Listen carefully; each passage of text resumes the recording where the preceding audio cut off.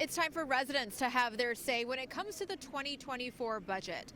The city is giving the public an opportunity to speak to budget committee members starting tomorrow, and there are a few topics that will likely be up for discussion.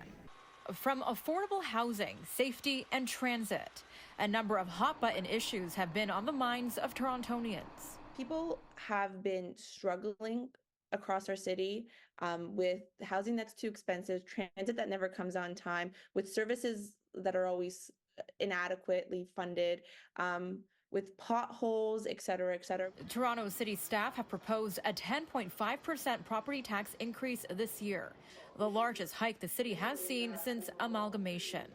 However, that number could actually be much higher, depending on whether the federal government makes good on $250 million needed to house asylum seekers. But if a decision is not made by January 26th, city staff say they'll be forced to have staff bring forward an additional federal impact levy of 6%.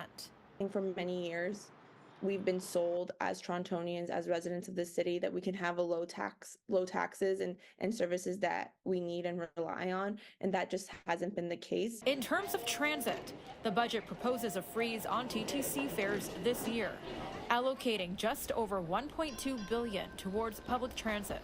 Advocacy group Progress Toronto says while pleased with what's been presented so far, there are still improvements to services that they're hoping to address during Monday's consultations. The Scarborough busway is still not being funded, right?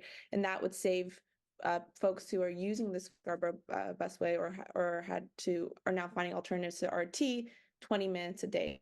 That's something that we need to see movement on from the city and as well as the province.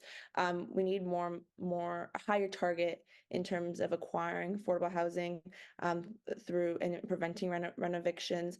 The city is facing a budget deficit of nearly $1.8 billion.